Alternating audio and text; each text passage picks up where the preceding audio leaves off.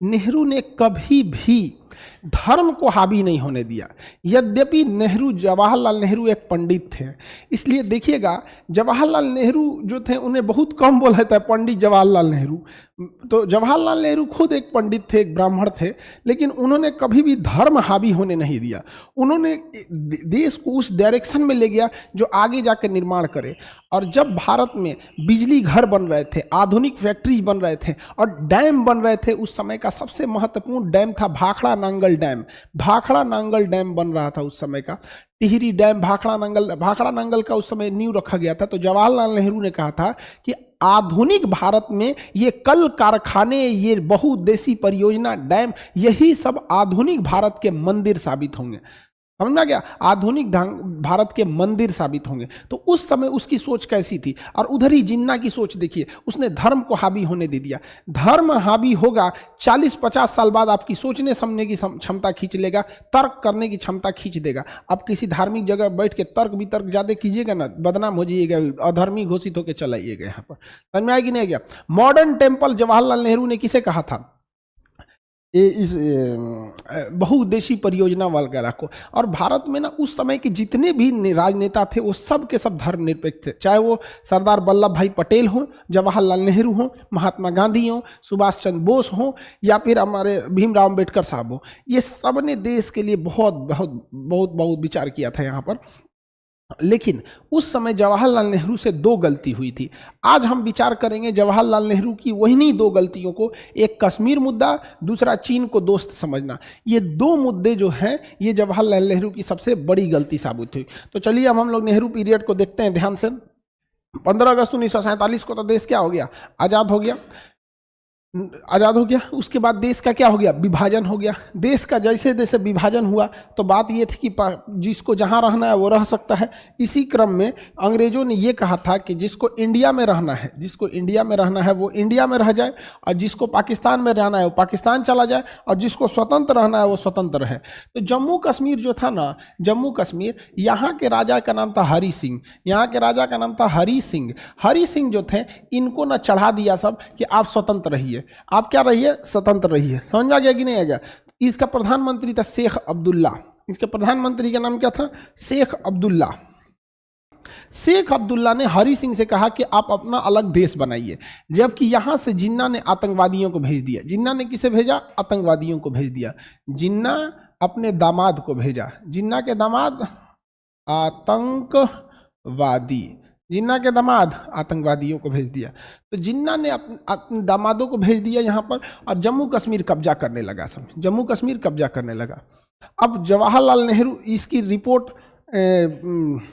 सरदार पटेल जो गृह मंत्री थे उन्होंने तत्काल सेना की मीटिंग बुलाई। अब पंडित जवाहरलाल नेहरू जो दोनों थे, तो दोनों ने मीटिंग बुलाई और सेना को आदेश दिया कि आप इन आतंकवादियों के खिलाफ कार्रवाई कीजिए, आप इन आतंकवादियों के खिलाफ कार्रवाई कीजिए। लेकिन उस समय सेनापति जो था, भारत का सेनापति वो जनरल बूचर था। क्या था? जनरल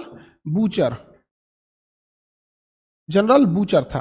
तो जनरल बूचर ने कहा कि हम सेना नहीं भेज सकते हैं। रीजन क्या है कि जम्मू कश्मीर के राजा हरि सिंह ने कहाँ साइन किया है कि वो भारत में रहेंगे, आप उन्हें साइन करा लीजिए, हम सेना भेज देंगे। सारा प्लान तो इन्हीं सब का था, साइन करबे नहीं करेगा वो यहाँ पर। तो ये साइने नहीं कर रहा था। जब तक कश्मीर में आतंकवादी सब घुस गया सब, हरि सिंह के 2-4 गो रिश्तेदारों को टांग ले गया सब। जब देखा तो इनके रिश्तेदार को टांग ले गया सब। जितना सुंदर सुंदर लड़की थी सबको उठा ले गया। कहा से कि इसे हम बियाह करेंगे। आगे बड़ा हमला करते होते देखा कि एक और सुंदर लड़की है, एकरो से बियाह करेंगे। तो एक गो आतंकवादी 4-4 गो लड़की उठा ले गया था। काहे लिए? तो हम बियाह करेंगे। कश्मीर वालों को आज नहीं बुझा रहा है यहाँ पे। यही बीच में हरि सिंह के 2-4 गो रिश्तेदार घेराए थे, से उठा ले गया से यहाँ पे। तब हरि सिंह भागे आए साइन करने के लिए। तो जवाहरलाल नेहरू से मदद मांगे। तो जवाहरलाल नेहरू ने कहा कि हम मदद करने को तैयार हैं। ब्रिगेडियर उस्मानी से कहा कि आप रेडी हैं? ब्रिगेडियर उस्मानी ने कहा कि बिल्कुल रेडी हैं हम यहाँ पे। तो सरदार पटेल ने कहा कि साइन कर बेटा साइन कर, बेटा साइन कर दो। समझ आ गया? तो इन बेटा से साइन करा लिए कौन? सरदार पटेल। तो इस सरदार पटेल के सामने हरि सिंह कहे कि ठीक है हम साइन करते हैं। 26 अक्टूबर 1947 को साइन किया इसने। 26 अक्टूबर 1947 को। सोचिए, देश आज़ाद है 15 अगस्त का, साइन कर रहा है 26 अक्टूबर को। देखो कितना महीना, अगस्त से 15 सितंबर 15 अक्टूबर, यानी 1.5 महीना बाद ही साइन किया। सोचिए अगर कहीं युद्ध चल रहा है, यहाँ से धड़ाधड़ आतंकवादी घुस रहे हैं और हम लोग यहाँ पे 2.5 महीना में कहाँ से कहाँ चला जाएगा यहाँ पे। अब आप लोगों को ये लगेगा कि हम लोग भी तो यहाँ से भेज सकते थे। देखिए आज नहीं तो कश्मीर को हम जरूर ले लेंगे, ये गारंटी है, लेकिन जिस रास्ते पे आतंकवाद भेजकर जवाहरलाल ये जिन्ना चला था, उस रास्ते पे हम लोग नहीं चलना है। क्योंकि अगर हम लोग उस रास्ते पे चल देते ना, तो आज हर किसी मामले को सुलझाने के लिए दूगो कोई आदमी उठता, बंदूक लेके सुलझा देता। लेकिन आज हम लोग उस रास्ते पे नहीं है, तो थोड़ी सी के लिए पूरा इस थोड़े से एरिया को बचाने के लिए हमारा पूरा देश में आज जगह जगह आतंकवाद जैसी समस्या आती, जिसको कोई दिक्कत होता 10 गो उठता, बंदूक लेकर मारना चालू कर देता। पाकिस्तान में यही तो होता है, क्योंकि शुरुआत ही पाकिस्तान ने ऐसे ही किया था। अब जब हरि सिंह ने साइन कर दिया तो जनरल बूचर का मुंह लटक गया, ईश्वरई तो साइन कर दिया, तो सरदार पटेल कहे साइन कहे नहीं करेंगे, रिश्तेदार में कौन कौन उठा के लेके चल गए सब पते नहीं है, क्या पता कि कौन कौन ले गया होगा। अब हमारा मुंह से काहे सुनवा रहे हो हरि सिंह के लिए, अच्छा शब्द नहीं निकलता है उनके लिए। किसको किसको उठा ले गए थे सब, कैसे कैसे वापस किया सब, अब हम लोग क्या बोला जाए यहाँ पे। हरि सिंह ऐसे ही साइन किए थे, हाँ उठा ले गए थे तो घरे से, तब अब क्या बोले यार सवेरे सवेरे। दूसरा हरि सिंह जो इंसान जीवित नहीं है उसके बारे में थोड़ा सा बोलना भी उटपटा लगता है, क्योंकि भारत की संस्कृति है, गुस्सा अपने जगह पे है, लेकिन क्या बोलेंगे यहाँ पे। मन ठंडा गया हरि सिंह का ना, जब देखेंगे दादा हो दादा तो छिया लेदर कर दिया सर, तब आके भारत से साइन किए। जा रहे थे अलग देश बनाने, जिसको देखो अलग देश बनाएंगे, यहाँ नौटंकी, तो अलग देश बनाए। लेकिन सर बोल दीजिए वो उसी लायक है। अरे बाबू अब छोड़ो, क्या बोले हम यहाँ पे। सारा किया दिया वो हरि सिंह का है, सारा किया दिया, सारा किया दिया ओकरे है वहां पे नौटंकी करके। अच्छा हमको ही नहीं समझ में आता कि शेख अब्दुल्ला का ये बात इतना मानता काहे था, ये हरि सिंह शेख अब्दुल्ला का इतना बात काहे मानता था। साइन किया ना तो ये दोनों मिलके कहा कि संविधान में हमारे लिए एक अलग प्रावधान रहेगा, संविधान में हमारे लिए अलग प्रावधान रहेगा 370, संविधान में एक अलग प्रावधान रहेगा 370। अब ये बताओ बाबू, अपने मन से जरा सोच के देखो, उस समय की जो तत्काल परिस्थिति थी, सरदार वल्लभ भाई पटेल, जवाहरलाल नेहरू और भीमराव अंबेडकर साहब, ये तीनों ने मिलकर एक्सेप्ट कर लिया कि हाँ 370 हम दे देंगे आपको, आप बस साइन कर दीजिए। क्या तत्काल परिस्थितियों के जनक क्या ये डिसीजन गलत था? नहीं। जवाहरलाल नेहरू चाहे सरदार पटेल हो और क्या नाम है ये भीमराव अंबेडकर साहब, उस समय की परिस्थिति ऐसा थी कि उस ससुरा अगर साइन नहीं करता तो आतंकवादी घुसते जा रहे थे। अब जनरल बूचर करा साइन करा के लाओ, हम अभी भेज देंगे। तो उस समय उन्होंने सही किया, लेकिन वहां पर खेल कर गए अंबेडकर साहब। वहां अंबेडकर साहब ने एक खेल कर दिया जो ना हरि सिंह को बुझाया ना शेख अब्दुल्ला को बुझाया। हरि सिंह और शेख अब्दुल्ला के बीच हमारे अंबेडकर साहब ने एक खेल कर दिया कि जब जम्मू 370 जब तक रहेगा, जम्मू कश्मीर में कोई भी डिसीजन भारत सरकार नहीं ले सकती है। जम्मू कश्मीर अपना कानून बनाने के लिए स्वतंत्र रहेगा 370 के तहत। लेकिन जब जम्मू कश्मीर में कोई संविधान, जब कोई सरकार नहीं रहेगी, जम्मू कश्मीर में कोई सरकार नहीं रहेगी और जम्मू कश्मीर में जब राष्ट्रपति शासन रहेगा, उस दौरान राष्ट्रपति कोई डिसीजन ले सकते हैं। और यही घातक हो गया जम्मू कश्मीर वाले लोग के लिए। जम्मू कश्मीर में फारूक अब्दुल्ला कह रहे हैं, हम उमर अब्दुल्ला जो है हमारी सरकार बनेगी, बीजेपी कह रही थी हमारी सरकार बनेगी, और ये क्या नाम है, एक और कौन है महिला है, क्या नाम है उनका, अब ध्यान पे नहीं आ रहा है महिला का नाम, वो कह रही थी कि हमारा सरकार बनेगा। तीनों में किसी की सरकार नहीं बोल रही थी। बीच में अमित शाह ने बोला, महबूबा मुफ्ती, हाँ महबूबा मुफ्ती नाम था। अमित शाह कह रहे हैं केम छो अमित शाह ने उड़ा दिया 370, क्योंकि वहां पर किसी की सरकार नहीं थी। तो बोलो सब लोग बाबा साहब अंबेडकर की जय। अगर उन्होंने यहां 370 में एक छुपा हुआ प्रावधान नहीं छोड़े रहते तो कभी नहीं हट सकता था। और सुप्रीम कोर्ट तो मोहरा है संविधान का, जो संविधान में लिखा है वही होगा यहाँ पे।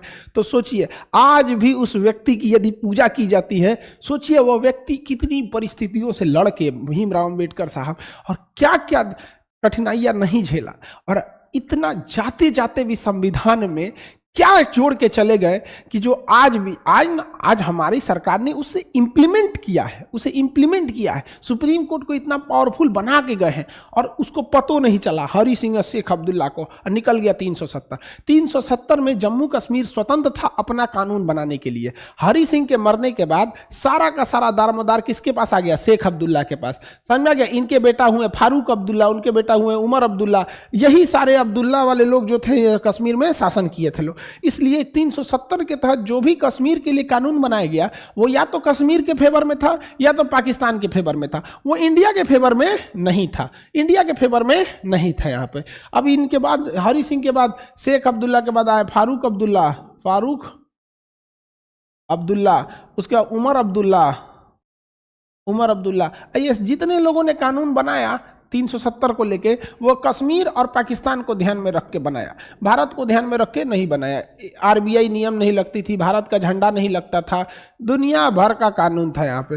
2019 में अमित शाह उन्होंने कहा कि देखो भैया, जम्मू कश्मीर में अभी किसी का शासन नहीं है, जम्मू कश्मीर में अभी किसी का शासन नहीं है, ना उमर अब्दुल्ला का शासन चल रहा है, ना महबूबा मुफ्ती का है, ना कांग्रेस का है, ना बीजेपी का है। तो भीमराव अंबेडकर साहब जब संविधान लिख रहे थे तो 370 में उन्होंने लिख दिया था कि जब वहां किसी की सरकार नहीं रहेगी तो शासन कौन संभालेगा?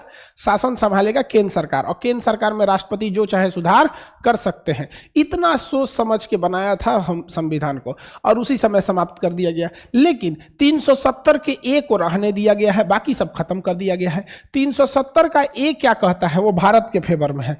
370 का ए कहता है कि जम्मू कश्मीर की जो सीमा है वह भारत की सीमा है, वही बाउंड्री भारत की बाउंड्री है, और जम्मू कश्मीर भारत का एक अभिन्न हिस्सा है। तो 370 का एक को छोड़ दिया गया, हमारे फेवर में था।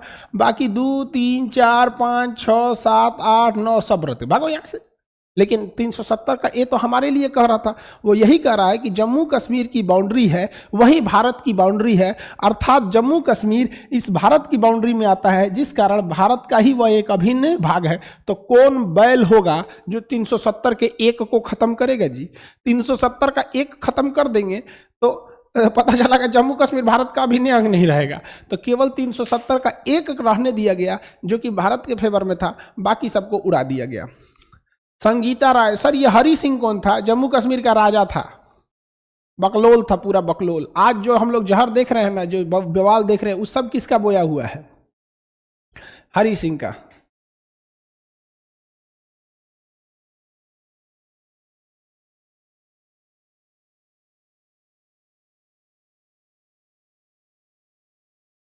आगे बढ़े, किसी को दिक्कत?